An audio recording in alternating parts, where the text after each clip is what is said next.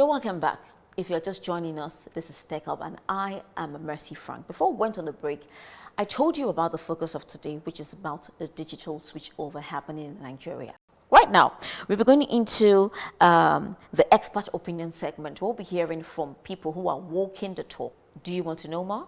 Okay, I had the chat earlier on with Lookman Sanusi, Creative Director, yes, of Bubbles Communications Limited, and he broke it down for us to the barest minimum on how this digital switchover thing works, both in Lagos and other parts of Nigeria.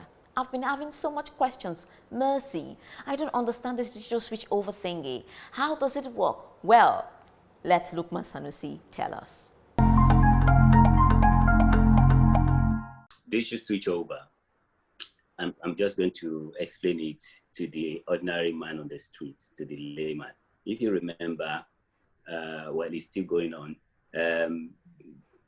We used to say, "Oh, Mercy, go outside and turn the antenna." No, to the left. Okay, stop. No, to the right, to the left. All right, stop. Come back. Okay, that was analog television emotion for you, where you would sometimes struggle to get the perfect picture. But with digital switchover, it means that you'll be bereft of, bad pictures and sound quality. It's going to be crisp and very, very clear. All right. So let me just give you a little bit of background without wasting so much time. ITU, the International Telecommunication Union, but which Nigeria is a signatory to, directed that all members should switch from analog to digital broadcasting as of 2015. All right, so Nigeria sets, its timetable to switch 2012, but unfortunately, we couldn't meet the target, and then we shifted it again to 2015. We couldn't meet the target, and then finally, we began the journey 2017. All right, with the launch of the pilot scheme in Abuja, and then other 5 other states. Now, this is the second phase, which was activated last week. Lagos, coming on stream, which is a very, very good thing. And like I said, we're going to get rid of, bad signals, both in sound quality and picture-wise. And people are going to enjoy more television stations. Viewers will have a variety of stations to tune to, as opposed to NTA, Channel 1, 10, 5, or STV, and the rest of them. And even the DSTV, some of the programs you have on DSTV, for instance, are going to be available to the ordinary Nigerian through a medium called free TV. All right. So, but for you to be able to enjoy that, because at the moment we have analog television in Nigeria, in the home, in the TV sets in the homes, they can only receive analog signal. And for you to be able to enjoy the digital signal, you'd have to either have a television set that is compliant, or you'd have to get a set-top box, which is coming from of the free view box, which we call decoder in Nigeria. Of course, when I say decoder, people will be used to DSTV, GoTV, Star Time, and the rest. You have to, for you to be able to view them, you have to get their decoder. So this free view is also a form of decoder that you'll have to purchase for you to enjoy quite a number of television stations, excluding the premium stations, which I guess you have to pay for. What's the good side of this digital switchover? Well, in terms of job creation, I believe he even mentioned a higher figure. I think he said 1 million. Yes, it is true that DSO, digital switchover, will provide an opportunity for people to get jobs, for job creation. And in a variety of sectors. The creative industry is not a one-man team.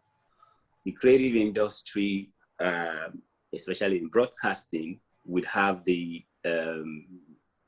content creator. I'm just coming down to the one that we can all get used to. For instance, in Nollywood, you'd have the actors, would have to have more jobs, because as a result of many television stations, when you create a TV station, you'd have to feed it with content. Like I said in one other forum, that broadcasting or the media is a monster that must be fed. Once it is created, you must feed it.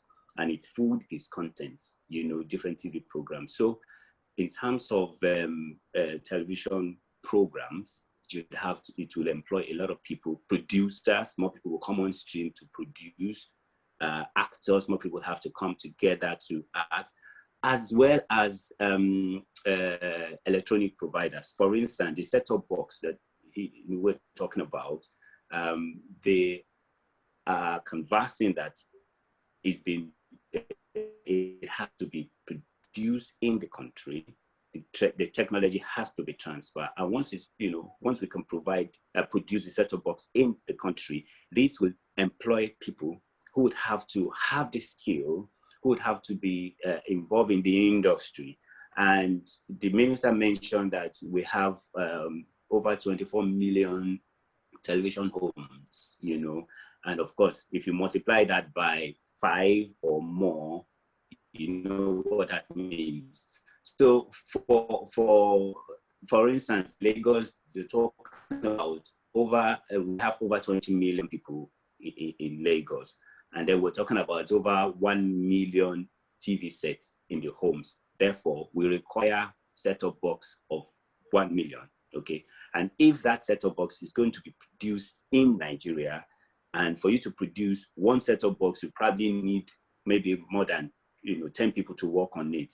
People who would put the technology inside the box, people who would couple the box, people who would even pack the box, people who would then distribute the box. So this is going to create jobs, as well as the vendors, as well as the complaint center, because when you have digital switchover, you have to create a call center where people who have technical problems can call in. So that is going to create jobs and all that. And then the people who go around to install the antenna and the decoder and all that, they're also going to be, so it's going to, it's going to create jobs. And that's what it means by, it's a job spinner. And it's also a money spinner. There's quite a lot of advantage to the DSTV, especially for the creative industry. Money spinner in the sense that producers of Nollywood will now produce their play, their film, put it on a digital platform, and then they can make their money, more or less like directly, without going through the Alaba and the Jumota markets where piracy thrive and all that. So it's going to cut off, piracy more or less.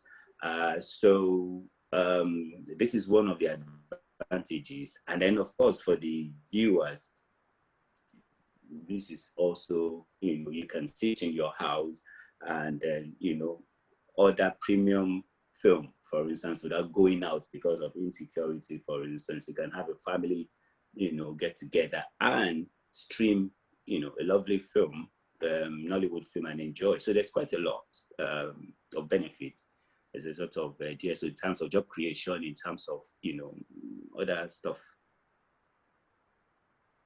Well, as good as it sounds, there's this impression in Nigeria that once it has to do with the government, then you need to probably cross your fingers, or you need to be extra careful, especially with response to challenges that might come out of it. Now, if someone subscribes to some of those paid TV platforms and you call a customer care, there's this urgency that is put to your request, and they answer you like their life depends on it. That's because it is run by private individuals. But most times with government run initiatives, there's always this problem of, I don't think they're going to give me the right, exactly, And so that is one problem that people are thinking that they might face. If you think this might happen, would you please break down, some of the other challenges that you think might come out of this, because sometimes with every good side comes also challenges, which other people call the bad side. So do we foresee any challenge with the digital switch over? Of course, we've been battling the switchover, the digital switchover itself, and that itself is a challenge. Switching over from analog to digital television or broadcasting is a challenge. That's one. Then I also want to correct one impression.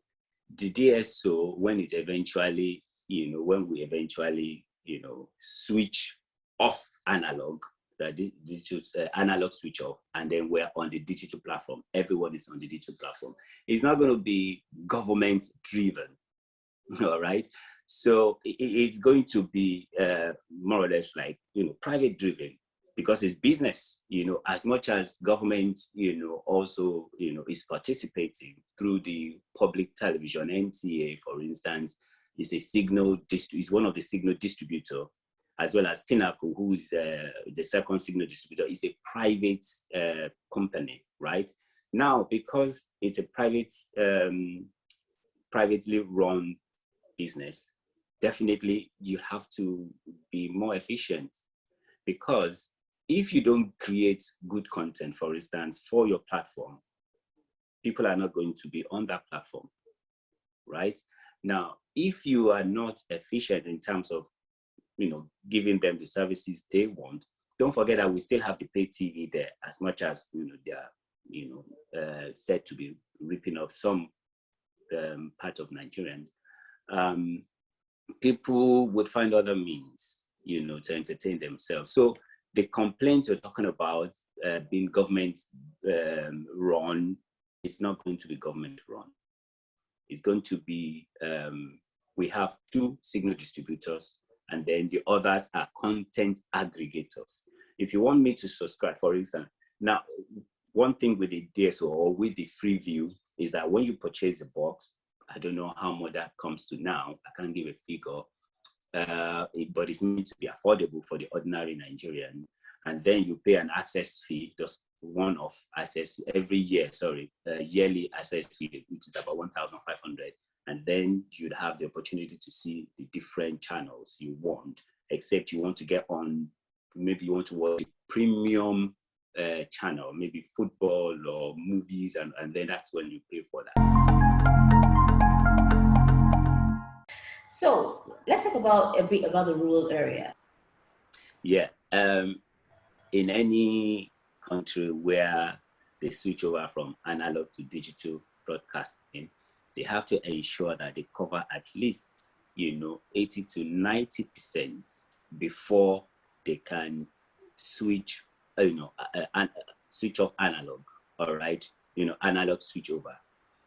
Because once we switch off analog, it means people cannot have access to broadcasting, to television. You understand? They cannot. They'll be cut off. They'll be in the dark. Therefore, you have to ensure that at least 80 to 90%, of the population is covered.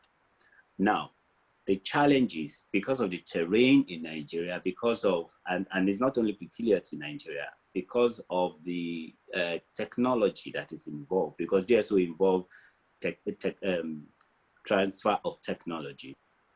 Because of that constraint, even with the pilot, projects of the, DSO, the ones that was launched in Abuja, in the other states, Kwara, and the rest of them, there were complaints that only people in the cities were able to receive this signal, and people in the rural area, of course, could not, because of digital inclusivity, yes, that we're trying to promote.